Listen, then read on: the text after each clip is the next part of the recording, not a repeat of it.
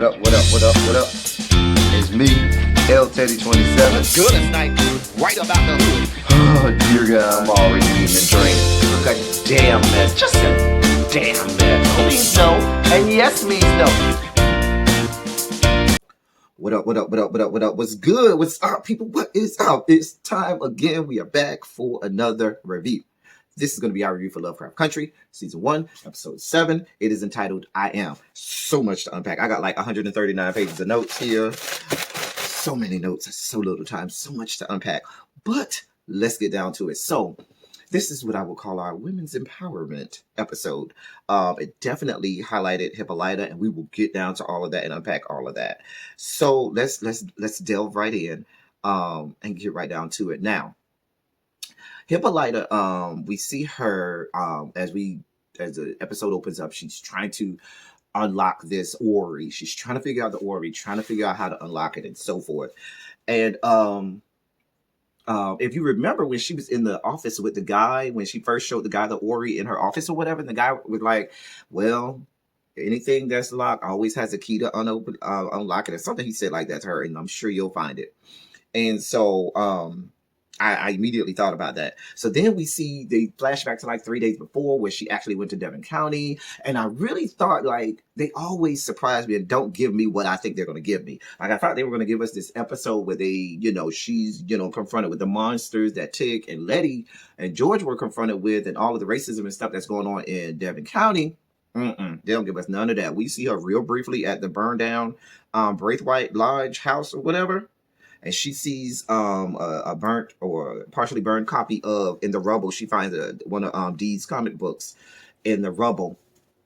And so, yeah, she says, yeah, George has been here. Anyway, we see this back and forth. She's trying to figure it out. And so she kind of just gives up. And she gives up and she just lets go and say, well, screw it. I'm just not going to figure it out. And once she kind of lets go of all that's going on in her head, trying so hard to figure out this orrery, trying so hard to figure out what happened to George, she's just fixated on her analytical mind is trying to piece together. And I know what that feels like, but you just are using all of the mental capacity you have to try and figure out what's going on. And it's not until you just free yourself, and that's one of the overarching things, is not literally until she just let go of what she thought she knew or everything she was trying to figure out in order to really get down to or unlock the key to all of the things that she's been looking for. And that was an overarching theme for this whole episode. Like, she's literally almost prostrate on the floor, just, at the point where she's in a vulnerable space. She's so frustrated. She's like, well, screw it. And once she lets go of what she thinks she knows and stops trying to figure it out, she figures it out. And she's allowed her mind to free itself and figure out what's going on. So then, she unlocks it. The orrery opens up. There's this message. The message says, every beginning is in time, and every limit of extension in space. Let me say that again. Every beginning is in time, and every limit of extension in space. And then there's this longitudinal and latitudinal coordinate. And there's a key. So she takes the key. She's so excited. And so she's like, okay, I'm going to go and search and find out what this is, because this intrigues me. We then see Christina and Ruby. Ruby takes Christina finally to the basement. She shows her the dead body of William and that other chick from that we saw in Devon County with the dogs back in episode 2. I told y'all, what was that, 2 or 3 episodes ago? I told y'all, I said this exactly, and I didn't even know, but I said exactly what was going to happen. William was really dead. She took William's body, and she was using William's body to, however it was. I said that. Go back and watch my review. I think it was episode 5. I'm pretty sure it was my review for episode 5 where I talked about that. Anyway, when you write as much as I am, you don't have to brag about it. Anyway, but I was right. So then she talked about she uses their blood to create the spell or potion or whatever that they need, that she needs in order to, allow her to become William and allow Ruby to become that chick. So then Ruby said, listen, you need to tell me everything. Tell me all of it. Tell me everything. Don't leave nothing out. And so Christina starts to tell her, listen, what it's all about. She talks about the Book of Names. She says your family is involved and connected with all of this and all this, that, and the third. So she starts to unpack and, unsheath everything to Ruby. We then see Letty in the middle of a dream. Letty's having this dream, the exact same dream that Tick had, running through the Braithwaite Lodge while it's burning, following Tick's ancestor Hannah, and Hannah holding this book in her hand and at the door. And then, Letty's stomach starts to burn first, and then she finally catches on fire. And she wakes up and so forth. Child Letty pregnant. I immediately knew at that point, oh, she pregnant. Because they made it a point to make sure that the stomach burned alone at first before the fire started to consume her body. And I said, oh, Letty pregnant, because she started holding her stomach. I said, oh, this whore is pregnant. I said, oh, God. Anyway, so Letty gets up and goes downstairs and talks to Tick. And Tick is all in his head. Because remember, Tick figured out that the part about, that he had interpreted that said that he, or not him, but somebody was going to die. And I'm guessing he figured out it might be him that's going to die. So he all in his feelings because he don't interpret this stuff. And he's finding out stuff he probably don't want to know. So then she talked, Tick and Letty, they talk, and then he says, I've interpreted about half the pages, and then they discover that they both, she talks about her dream, and he said, I had the same dream, and they discovered that they had the same similar dreams. And so they both believe that Hannah is holding this book of names, and that, Christina's trying to find some lost pages from the book of names. And he was like, well, we're going to find the whole book. Damn the pages, we're going to find the book. So then what we got is they're going to go on this search for the book of names because they believe that the book of names has been passed down within Tick's family. So then we're at Montrose's house. Montrose wakes up and Sammy is still there. And Montrose, I guess after he left the gay club or whatever, said, you know what, I'm going to let Sammy come over. So Sammy comes and he lets Sammy stays over for the night. And Sammy done cook this elaborate breakfast. And Montrose is still in his feelings and still kind of scared. And so Sammy was like, yeah, I saw this lady who had this beautiful scarf from Marshall Field. And he was like, oh, that's so-and-so. I forgot the lady's name. And Sammy was like, don't worry about it. I was at the bus stop. She didn't see me come in. She didn't see me leave. You ain't got to worry about all that. And so Montrose is still not okay with embracing all of this stuff with being gay and perhaps being out. And so he becomes defensive. He does what Montrose does. He picks a fight with Sammy about any and everything. And Sammy just gets frustrated. Sammy said, listen, anytime I try to get close to you, anytime we have a good moment, you always got to ruin it. You know what? Screw you. I'm going. And so Montrose gets up and walks out the door and storms out the door. And not Montrose. Sammy storms out the door. Montrose follows him. And when Sammy is out the door, Montrose goes out the door, grabs Sammy's hand. Who's coming up the hallway at that time? Because Montrose is like, I'm sorry.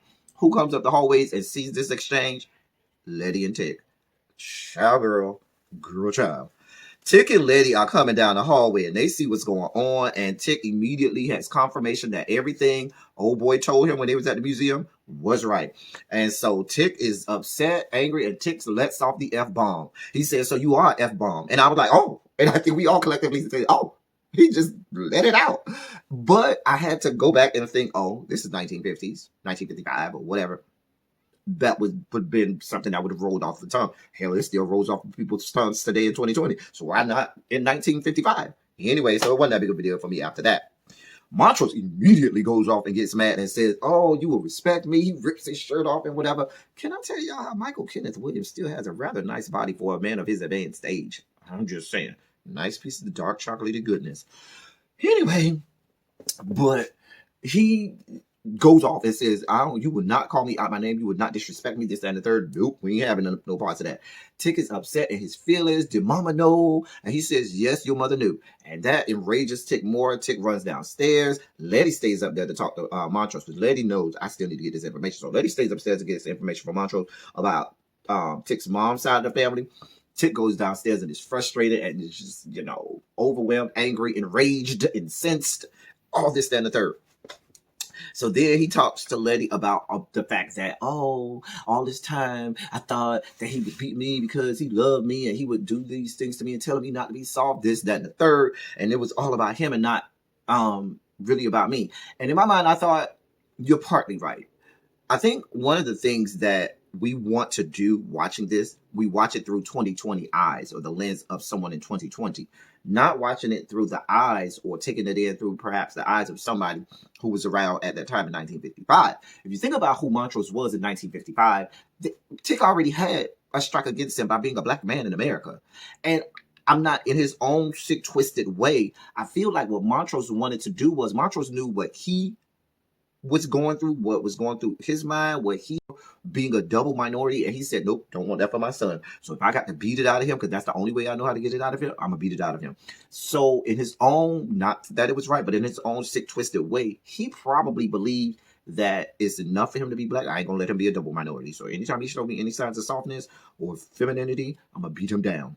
And that's what Montrose did. I mean, it wasn't right, but it is what it is. I mean, the sad part is now who's Montrose going to go to? Montrose don't have his brother no more. He don't have his wife.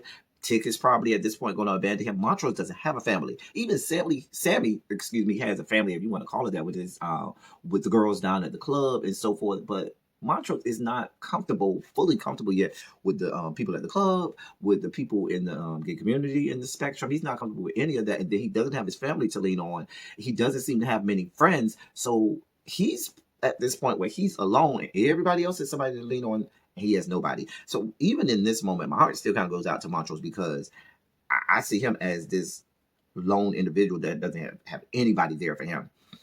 Anyway, going on, y'all see we already just fought into this review and we ain't even got to the good stuff yet. So then we see Hippolyta is going off on this trip and to search for these longitudinal latitudinal coordinates. And so she gets Ruby to take care of D while she's out. And Ruby told her, listen, I needed somewhere to go because where I was saying, remember she was staying with Christina Braithwaite or William Braithwaite. And because she had moved out of Lady's house, she was like, I needed somewhere to stay anyway. So this is giving me something to do. And I'll have, I'll have some of D's friends come over and they have a little party while you go and whatever, just to make her feel better. Because D wasn't here for it. D ain't want to go through the checklist she would normally go through with George. She didn't want to do none of that.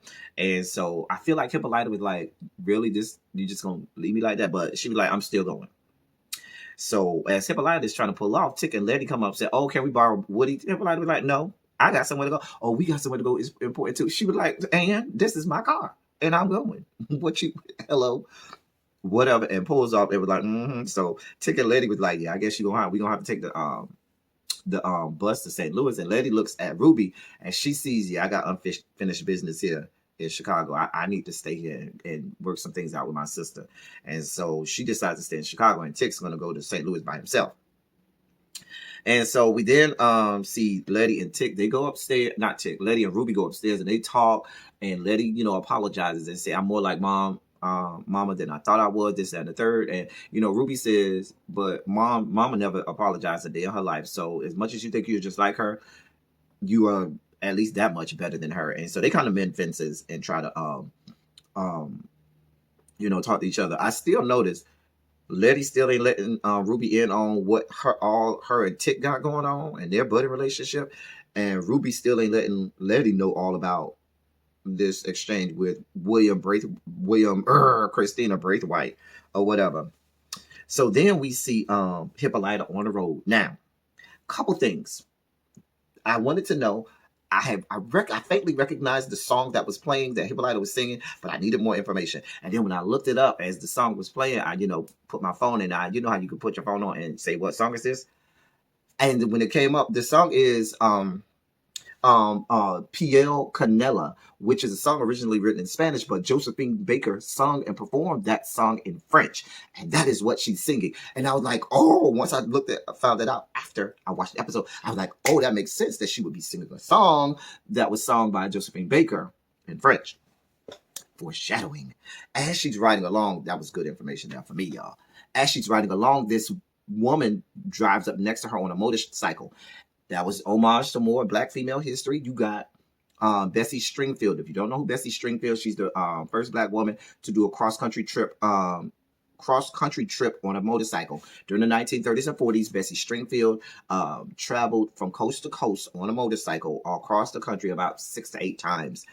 Eventually, she settled in Miami and became, the motorcycle queen of Miami, as they used to call her. She died, I think, early 90s. But I knew her because I'm born and raised in Miami, and I had learned about her back when I was a child, who she was. But you can go and look up Bessie Stringfield, and there's she has her moments in Black history, and there's a lot of stories about her. And I was like, wow, they paid a homage to her, and that's who they were. That's who the motorcyclist was. Go look up Bessie Stringfield. Anyway, we see Tick. Inside of the glove compartment. Hippolyta looks in the glove compartment, and Dee did go ahead and at least give her another edition of her comic book. It's Orithia Blue. Orithia Blue is the comic, is the, this space discoverer and so forth. This female one, that's the one that she gave George, if you remember, when he went to Devon County. And so Dee still gave her mom one. It was in the glove compartment. She smiles and looks at it and takes it out. That's going to become important. Now, we then see Tick arrive in St. Louis, and he meets up with this black woman who was friends with his cousin Ethel. And they went to church together, and their husbands were deacons on the deacon board together, and so forth. And so Ethel apparently is dead. But the lady, tells her as much as she can about Tick, not about Tick, but about Tick's cousin Ethel. They were in Tulsa together. And so forth. At one point, Tick asked her about the Book of Names, and she was like, "There was this family book she talked about." And she was like, "But baby, all that was burned and lost in the riots in Tulsa." And so then she was like, "Do you want to see a picture of her?" And so Tick says, "Yeah." So she goes to get the book.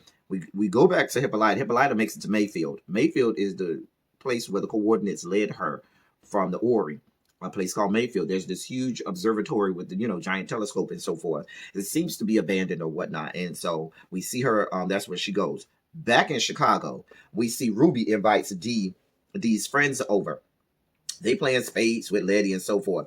I note one of the boys said, because they was getting beat, "Where's Bobo? When is Bobo coming back?" Because he's alluded to the fact that Bobo knows how to play spades better than his partner. And so I love that they had them playing spades, because that's real black. As black people, we love us some spades. Love us some spades a bit, Wiz. Anyway, Bobo is gone. And I kept wanting to know, when is Bobo going to go on this trip? So apparently we know Bobo is gone. And I want to know if they're going to keep inserting parts of Bobo into this story, or, as we know, Bobo is Emmett Till, but he's going on his trip. And the friend, remarked, "When is Bobo coming back?" And in my heart immediately, oh God, the trip. And I had forgot about Emmett Till in this series, but it brought me right back to like, oh God, the whole Emmett Till story. Anyway, the lady in St. Louis, we go back to St. Louis, and the lady shows Tick a picture of Ethel, and then she gets a phone call. So Tick is looking at this picture of Ethel, and Ethel has this birthmark on her arm. And Tick looks at it, and he immediately takes off his shirt and looks on his shoulder blade, and he has almost what looks to be the exact same birthmark on his shoulder blade or whatnot. And I was like, "Oh, that's going to be important later on." Anyway, probably not this episode, but later on. The phone call with Letty. She was calling Tick. Letty calls Tick because, I forgot to tell y'all. Let me go back.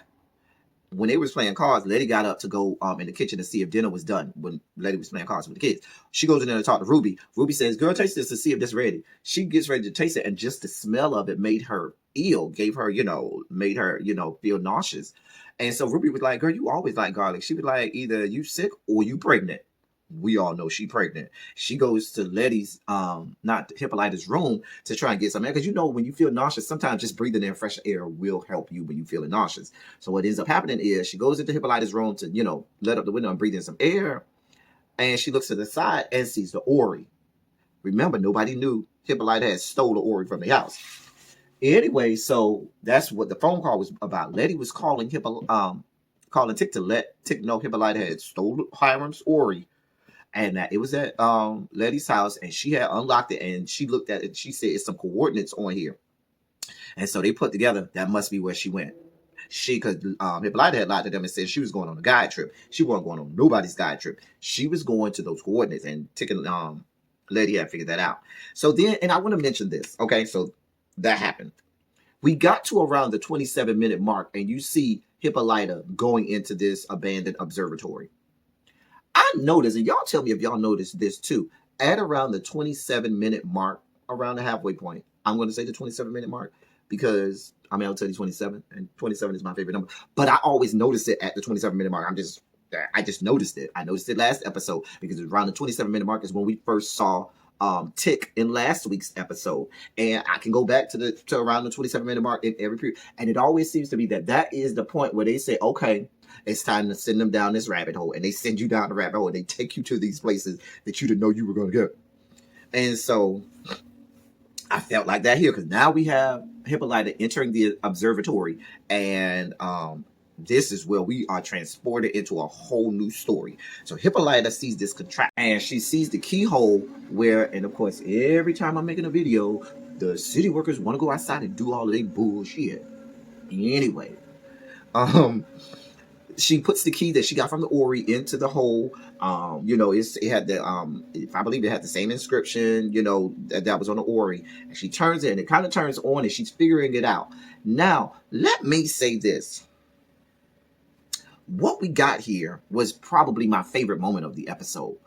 Hippolyta she immediately goes into this thing where she becomes scientist again. She becomes this brilliant, just brain. You get a peek. They let you inside of all the things that goes into her brain, all the things that she is, the things that allowed her as a child to be able to name this star, who she really is. She was this brilliant mathematician and scientist. All of the things she had learned from her father, because she kept remember she had a conversation with her father about the Ori, and in later parts of the episode she remarked about things that her father probably would have said. So she was this brilliant scientist, and I'm glad they allowed us to let her sit down and let us see this brilliant analytical mind and scientific mind, where she sat down there and she started to put this together, and she had all these formulas in her head and these computations in her head, and she's feverishly writing down.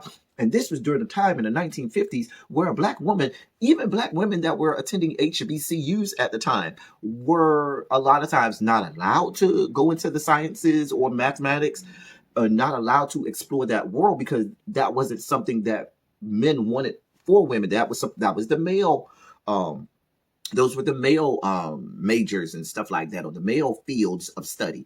And even today, women are still trying to make inroads in the sciences and in mathematics and stuff like that. So at that time in the 1950s, for her not only be a woman, but be a black woman.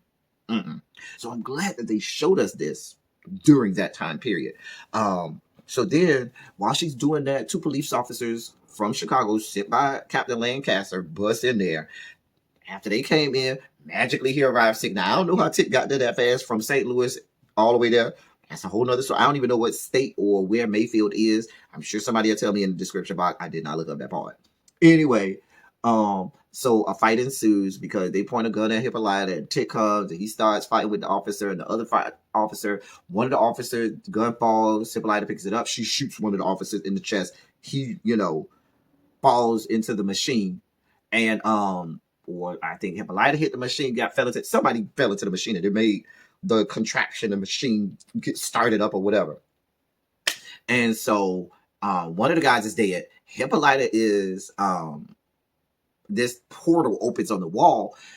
Tick throws the guy in the portal. Then Hippolyta gets sucked into the portal, and then Tick gets sucked into the portal.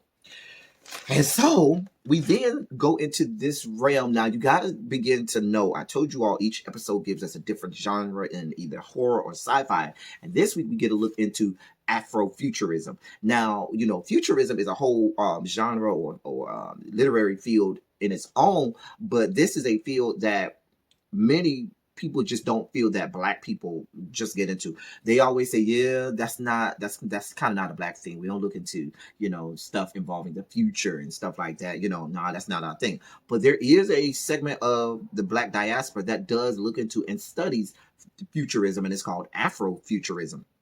And so we'll get to somebody who is a name or a staple in Afrofuturism later in the episode. But we never really get to see, you don't see a lot of films.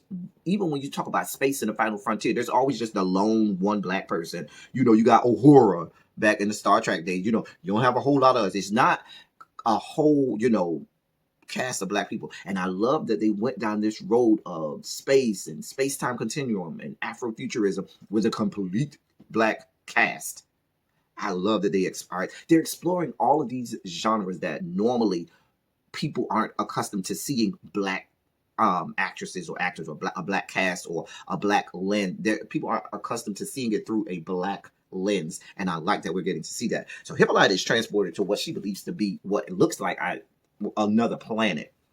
But she's still able to breathe. And she even remarked, well, I'm still able to breathe. She talks about, what she knows about life, there being the possibility of life in other worlds and so forth. And she starts to think about all of these theories and things that she's learned over the years and she's studied. Anyway, she then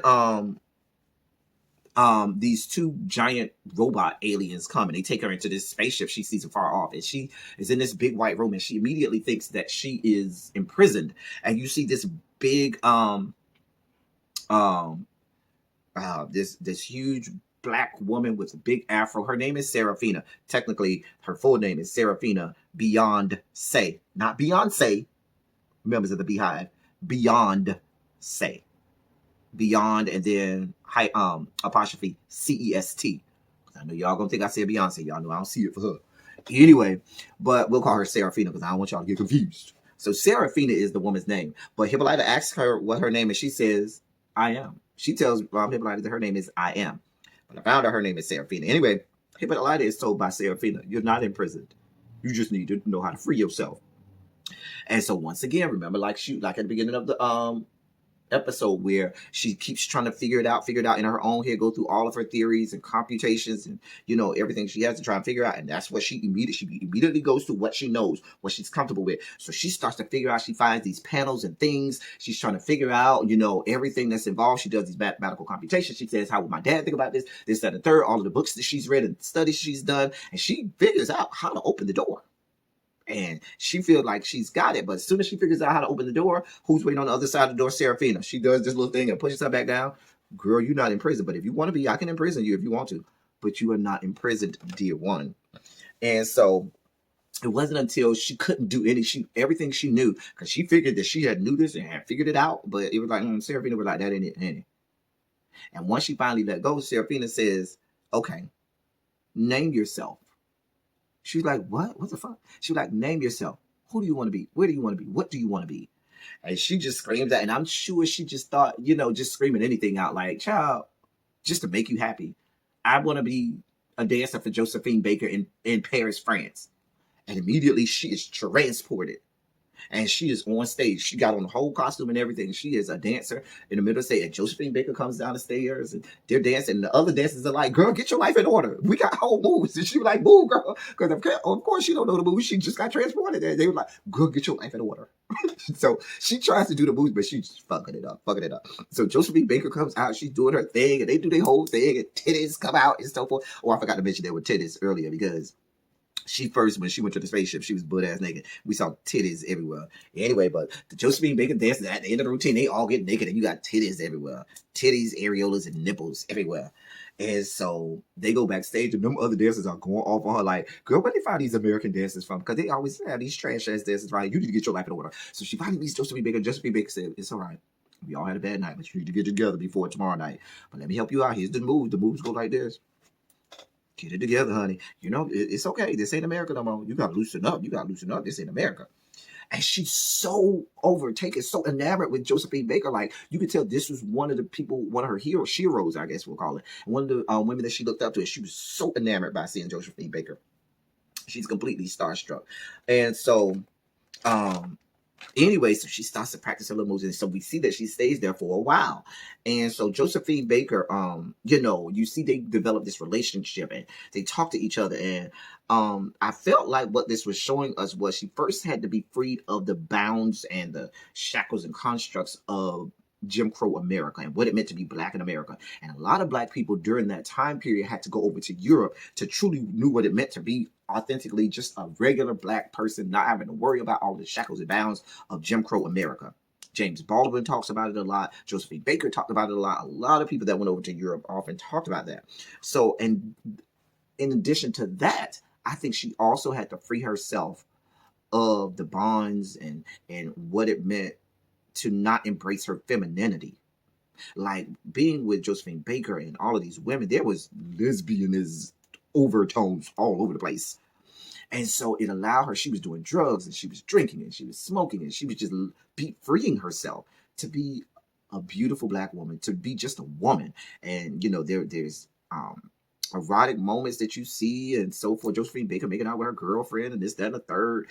And, Josephine Baker even flirts with her a little bit. But anyway, to get to this moment, my point is that she needed to embrace her femininity, what it meant to be a beautiful woman. And once she could embrace that, she could use it, as she, desired. Anyway, Hippolyta and Josephine have this conversation, and she notices, she says, you got the look in your eye again. And Josephine says, nobody ever notices when I have this look in my eye, like this almost like depressed look that she appears to be happy according to everybody else, but if you look further, she's not. So she gives this metaphor about a star, and it was a wonderful metaphor because Hippolyta was like, you are a star. She was like, no, I'm not a Hollywood star. That's easy. She said, I'm like a star in the sky. And Hippolyta, being the scientist, immediately knew. If you know science, the stars that we see with the naked eye, most of those stars have already died. Not all of them, but many of them have already died, meaning they've already gone through their lifespan. They're not even emitting light anymore.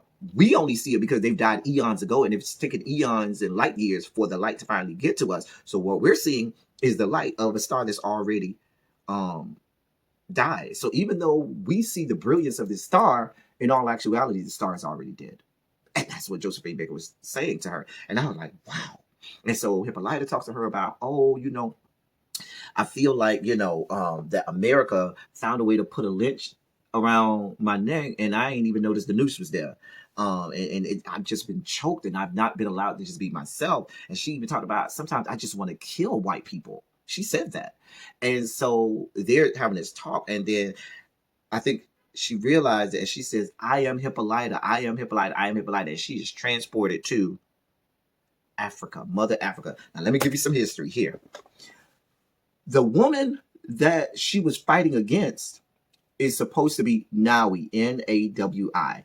Nawi is who many believe to be the last warrior leader of the Dahomian warriors. Now, the Dahomey kingdom is a kingdom that later turned into the country Benin, and you can go look up Benin now. It's Benin now, but before it was Benin, it was the country, the kingdom of Dahomey. And the Dahomey kingdom, their army, their military was solely women, solely black women, and they had the warrior leader of the army of the Dahomey, of the Dahomean army, and their warriors. They had a leader, but the last known leader was this black woman named Nawi, Nawi, and that is who that black woman that you see leading all of these women and teaching them and teaching Hippolyta how to be herself. Now, the reason she said I am Hippolyta is because if you know this, if you study Wonder Woman and the Amazons were patterned after this group of African warriors, because the colonizers, the white colonizers, called those black female warriors, they called them Amazons. That was the name that they gave to those group of African Dahomean warriors. They called them Amazons. And so the story of Wonder Woman, remember, Wonder Woman's mother's name is Hippolyta.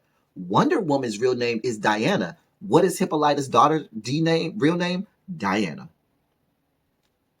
So what you have going on here, by her saying I am Hippolyta, she didn't want to be the Hippolyta, the white Hippolyta that y'all know from Wonder Woman and the Amazons. No, a true Hippolyta, a true Dahomean warrior, learning from a true Dahomean warrior leader.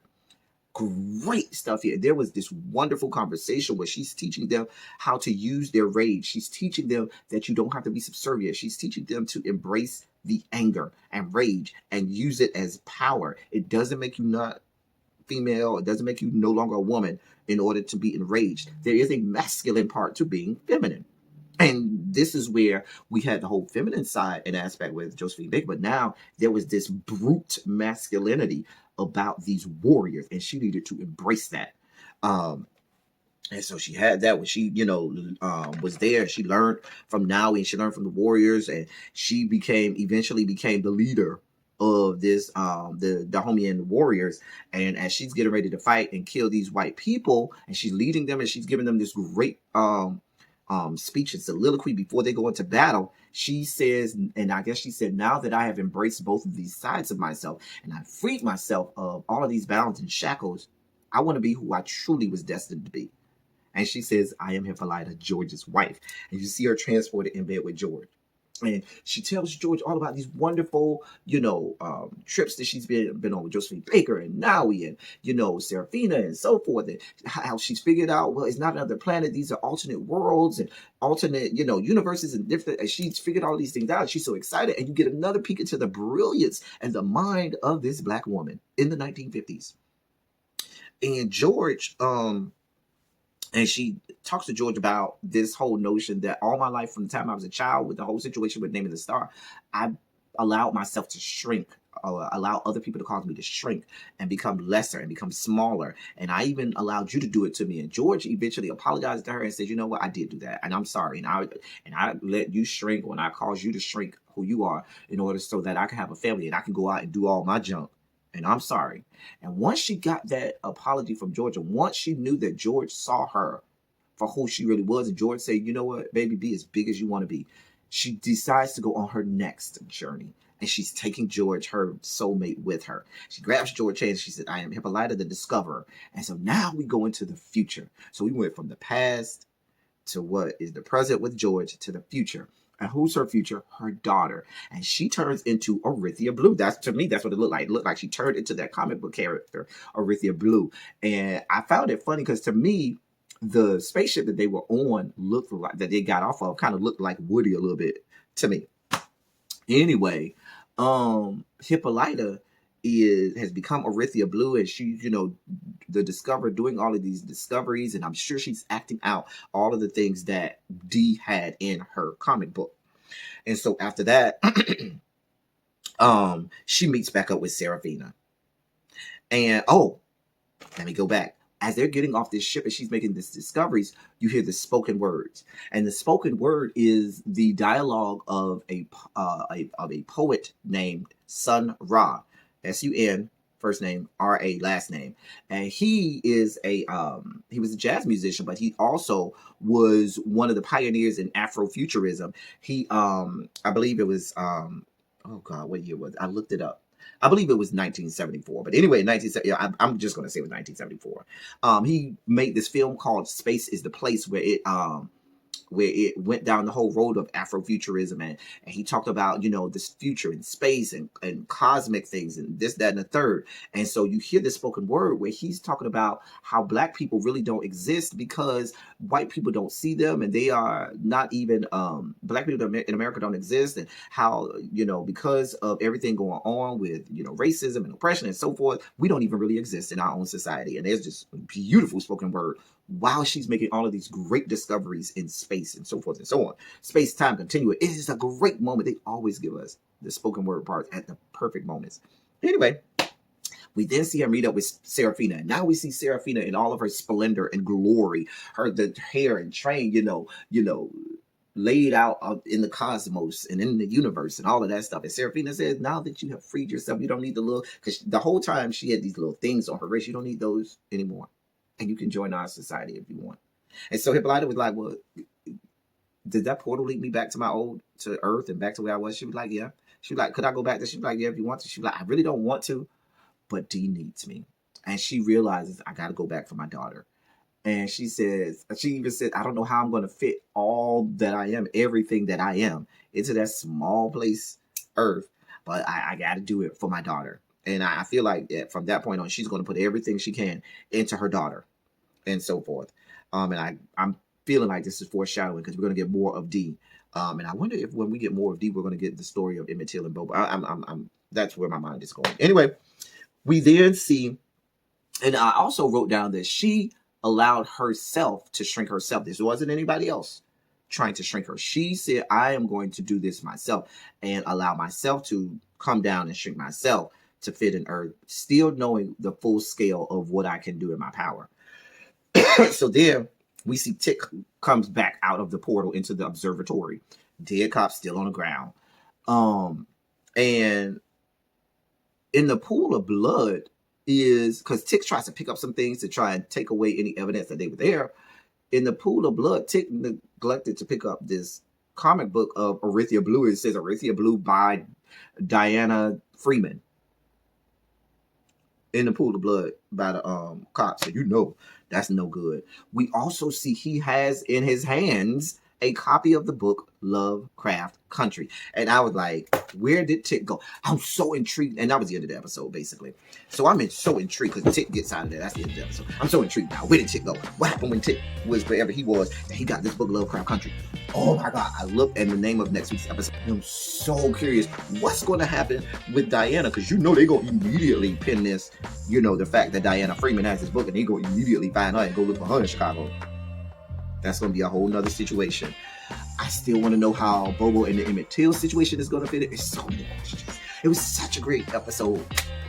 I know this was long, y'all, and I hate that I'll be giving y'all these long-winded reviews, but it is what it is. I gotta give y'all what I see, and I feel like I don't want to shortchange y'all of all the stuff that I see. Y'all, let's get down in the comment section and do what we do. Let's argue about what we saw. Until next week, y'all, that's all I got for y'all. Thank y'all for coming. Y'all drive safely. I'm out.